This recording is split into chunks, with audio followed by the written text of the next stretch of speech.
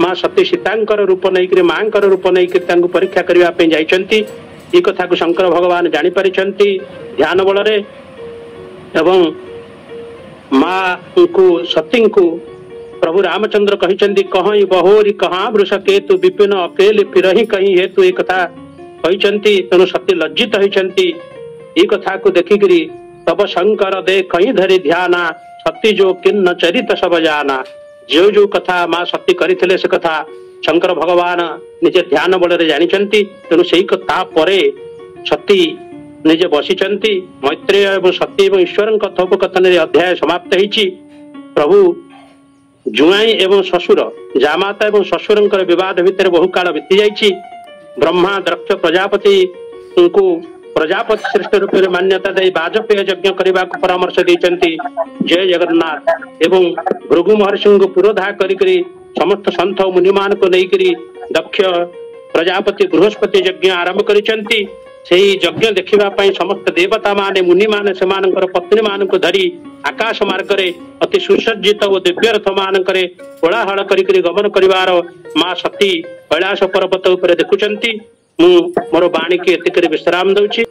बोल भागवत भगवान की अति सुंदर भाव रे आमे माने तृतीय अध्याय परिवेशर पूर्वाभास आमे कार्तिक पाणिग्राही ठारू श्रवण कले। फाउंडेशन द्वितीय अध्याय मूल दुआ आमान को से सूचना देले एवं तापरे सतीमा आकाश मार्ग रे जाउता विमान को दर्शन करी किभली भाव रे शंकर भगवान सहित तांकर वार्तालाप होईची ए कथा को आमे माने श्रवण करिबा। हमर आराध्य डॉक्टर आरती कर मां हम सहित अछंती। डॉक्टर आरती कर तांको ठारू श्रवण करिबा किभली भाव रे मां सती शंकर भगवान को बुझेबा पई चेष्टा करूछंती पितांकर यज्ञ दर्शन करिबा परिबो। डॉक्टर आरती करमा। हे कृष्ण करुणा सिंधु दीनबंधु जगतपते गोपेश गोपिका कांत राधा कांत नमस्तुते। पूज्य स्वामी जी चरणारविंद रे मोर शतकोटि प्रणाम। उपस्थित समस्त भगवत प्रेमी श्रद्धालु मानंकु मोर भक्तिपूर्ण नमस्कार। और जो शंकर भगवान प्रभु वासुदेव पितामह ब्रह्मा तथा माँ सती कथा वस्तु आजिर आलोचनार विषय वस्तु से समस्त चरणार कमल रे मोर अनंत कोटि प्रणाम। आमे वर्तमान सुनिले कार्तिकेय महाप्रभु ठारू 1 ରୁ 8 श्लोक पर्यंत मैत्रेय महामुनि ए संपर्क रे बुझाई चलचंती विदुर महात्मा को। एपरि भावरे शंकर भगवान और ससुर दक्ष प्रजापतिंकर पारस्परिक विद्वेष भाव भितरे बहु समय अतिबाहित हो जाए। आउ ब्रह्मा दक्ष को श्रेष्ठ प्रजापति बा अधिपति भावरे अभिहित करिथांते। फलरे दक्षंकर गर्व क्रोध अहंकार अति मात्रा रे वृद्धि पाए। तेणु शंकर भगवान को तथा तांका समर्थक अन्यान्य समस्त ब्रह्मनिष्ठ मानंको किपरि यज्ञ भाग न देई अधिक अपमानित करिवे सेथिपाई दक्ष प्रथमे वाजपेय यज्ञ और परे परे बृहस्पति शव नामक एक यज्ञ आरंभ करिथांती। एकमात्र लक्ष्य शंकर भगवान को अति मात्रा रे निंदित और अपमानित करिबा। जहाकी गीता हमको सुनाए क्रोधात् भवति सम्मोह सम्मोहात् श्रुति विभ्रम श्रुति भंसात् बुद्धि नाश बुद्धि नाशात् प्रणश्यति। तार ज्वलंत उदाहरण दक्ष प्रजापति। ए यज्ञ रे सकल ब्रह्मर्षि देवर्षि पितृपुरुष देवता मानंकु निमंत्रण थिला मात्र निमंत्रण नथिला ब्रह्मा और शिवंकु। एमानंकु निमंत्रण नथिबारु विष्णु मध्य संतुष्ट नथिले तेणु से मध्य आसिले नाही। कारण ब्रह्मा विष्णु और शंकर भगवान एक अभिन्न। तेणु एबे माँ सती जहाकी 9 ରୁ 17 पर्यंत श्लोकर विषय वस्तु माँ सती कैलाश शिखर रे विषन्न मनरे बसिछंती कारण आमे जानू जे स्वयं ब्रह्म रामचंद्र को परीक्षा करिथिले एवं माँ सीता रूपरे एवं सेई दिन ठारो प्रभु शंकर भगवान सुनाई थिले तुमे जेतेबेले मो मार रूपरे आसिलो तेणु तुमे आजि ठारू मोर माँ आउ आमर पति पत्नी रो संपर्क किछि नाही।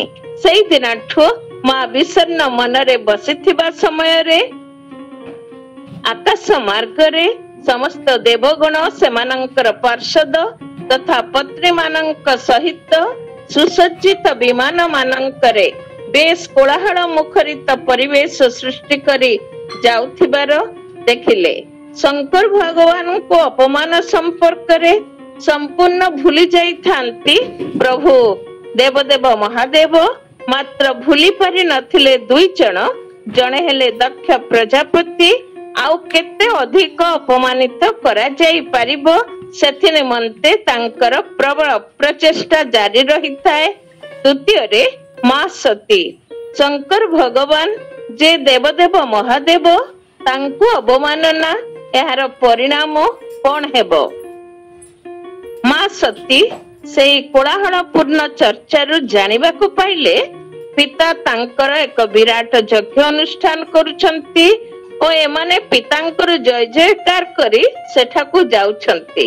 एसबु देखि तांको मनरे पितृगृह तथा आत्मीय मानंक स्मृति जागृत हेला। से मध्य यज्ञ देखिबार लोभकु संवरण करि न पारि शंकर भगवानंकु तांको मनर अभिलाष जणाइले हे भूतनाथ हे पशुपति आपणक ससुर जे कि श्रेष्ठ प्रजापति से एक महायज्ञानुष्ठान करुछंती देखंतु से स्थान को किपरि दल दल देवादेवी जाउछंती आमे मध्य सेठाकु जीवा। मु जाने आपण अत्यंत उदार निर्विकार तेणु पिता मोर आपणको अपमानित करिथिले मध्य आपण से सब भूली जिबे। आपण तथा शिवगणक अनुपस्थिति रे मंगलमय परिवेश केबे आसी परिबो नाही। तेणु पिता निमंत्रण न कले मध्य आमे सेठारे पहुंची आमर उदारपण देखाइबा। पिता जननी भग्नी गणे दिव्य भूषण आवरणे पिता भर्ता गुरु सदने जोगाई जीवा अवरणे अनेक स्थान अछि जोठु निमंत्रण न आसिले मध्य जाई हुए ता मध्य रे पितृगृह अन्यतम। बहुत बुझाइबा परे कहउचंती हे सुरश्रेष्ठ हे देवता मानंकर देवता आपनंको किए बा बुझाई परिबो केवल आपण जदि इच्छा करिवे तेबे बुझिबे आपण बुझी परिबे नाही। पितृगृह रे कन्यार जेउ आनंद ताहा जी मोर भारी मने पडुछि। एई परिप्रेक्षी रे श्री जगन्नाथ जेतेबेले महालक्ष्मी को छाड़ी भुवन प्रसिद्ध रथ यात्रा करंती सेतेबेले मध्य भक्तगण प्रभु को प्रश्न करंती जगन्नाथ तुमे जदि लक्ष्मी हुअंत लक्ष्मी देवी मन कथा जानी पारंत। ठीक सेमती आज मां सती पितृगृह को जीवा पाई तांको मनरे आवेग। परवर्ती 18-25 श्लोक समस्त सुनी मां सती हृदय वेदना को बुझी शंकर भगवान कहउछंती हे शोभने बिना निमंत्रण रे अनेक स्थान को जाई हुए या मु मानुछि मात्र सेठा को जीवा आदौ उचित हेब नाही। सेठारे आमर उपस्थिति मंगलमय हेबने बरं पिता तुमर अधिक क्रुद्ध होई बारंबार मोते निंदा और अपमान करिवे ता कोन तुमे सह्य करि परिबो। बरं एठी थाई मु तांकर मंगल कामना करूछि निर्विघ्न रे यज्ञ तांकर समापन हेउ। तुमे पचारि पारो प्रजापति मानंक सभारे मु काहेकि तांको सम्मान प्रदर्शन करी नाही। तुमे जानो बहुना जन्मना मन्ते ज्ञानवान मां प्रपद्यन्ते वासुदेव सर्वमिति स महात्मा स दुर्लभ। सर्व घटरे से ब्रह्मंक स्थिति को अनुभव करी मु शुद्ध सत्व अवस्था रे आत्मिक स्थिति रे रही पिता को तुमर सम्मान प्रदर्शन करिछि। मात्र दक्ष प्रजापति तुमर पितांकर देहाभिमान थिबारु से ताहा बुझी पारि नाहंती। से विष्णु शुद्ध सत्वमय प्रकाशे जीवर हृदय तेणु बोलाए वासुदेव से जे मोहर नित्य सेव्य। हे वरानने तुम शरीर सृष्टिकर्ता तुम पिता हेले मध्य आत्मार स्रष्टा से नुहंती। तेणु आत्मानुसारे कार्य करिबा उचित। तुमे जान नारीर अवस्था बाल्य रे पितार अधीन रे यौवन रे स्वामीर अधीन रे वार्धक्य रे पुत्र कन्यांक अनुगत होई से रही थाए। तुम्हें वर्तमान तुमर भर्ता अर्थात मोर कथा को सम्मान देबा उचित। तुम्हें तुमर पिता को भल पाओ मु जाने मात्र तांको ठारू मु तुमर अधिक प्रिय। तुम पिता मोर आत्मिक स्थिति बुझी पारिले नाही। तुमर आत्मिक स्थिति मध्य से बुझी न पारी तुमको असम्मान करिबे ओ ए असम्मान शरीर विनाशकारी मध्य होई पारे। तुमर असम्मान मते अनेक कष्ट देव तेणु से स्थान को न जीवा ही उचित। तेणु मो वाक्य को श्रवण न करी जदि से स्थान को जाओ प्रथम अपराध मो कथा को अवमानना आ द्वितीय अपराध तुमर अहंकारी पिता को दर्शन करिब। मु भाबुछि ए यात्रा केबे मंगलमय होई परिब नाही वरं तुमर मृत्युर कारण मध्य होई पारे। जेहेतु शंकर भगवान थिले त्रिकालदर्शी तेणु एही सूचना से मां सती को देथिले। एहा ही होछि तृतीय अध्याय रो विषय वस्तु। जय जगन्नाथ। धन्यवाद। अशेष अशेष कृतज्ञता ज्ञापन करियो। अति सुंदर मार्मिक भाव रे आमान को डॉक्टर आरती कर्मा हमको सूचना देले। आसंतु आमे माने अनेक काम भितरे भागवतर प्रणेता महर्षि व्यास गुरु प्रणाम तो जणाउची। मध्य गुरुदेव वेदंती स्वामी भक्ति गौरव सच्चिदानंद महाराजंकर चरण कमल रे अनंत कोटि प्रणाम। ए तृतीय चतुर्थ स्कंदर जो तृतीय अध्याय जो आलोचना हम करूथिले एथिरे केवल आध्यात्मिक बा काव्यिक मूल्यबोध वर्णना करा जाय नाही बा कौनसी साधन भक्ति साध्य भक्ति ज्ञान वैराग्यर कथा केवल कहा जाय नाही वरं समाज गठन सामाजिक परंपरार प्रणाली आम मान पाई एवं विश्व जन जीवन पाई यह अत्यंत उपादेय ताहा व्यासदेव सुंदर भाव रे आम आखे वर्णना कर जहा शुणिले आमे जे एथिरे 25 श्लोक अछंती जहा कि मैत्र महामुनि विदुर महाप्रभु को सुनाउछंती। तीनोटी कथा भीतर रह जाय मां सती पितृभवन को हेतिबा यज्ञ को देखिबा को प्रबल इच्छा शक्ति प्रकाश करिछंती और भगवान शिवंकर मां सती की से यज्ञ स्थल को न जीवा पय उपदेश दिया।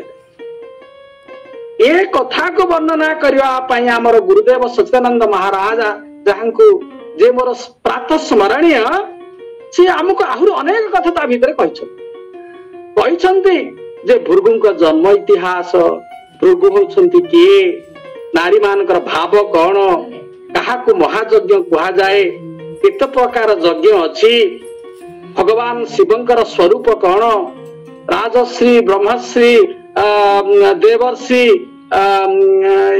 कहा को कहंती अंतर्ध्यान बहिर्ध्यान होछि कौन स्वजन होछंती किए ए भली जने जन को अभिवादन कला बेले शरीर को मु अभिवादन करिछि किंतु तुम पिता बुझी पारिना मु अभिवादन ए शरीर को अभिवादन करेनी आत्मा को अभिवादन करे।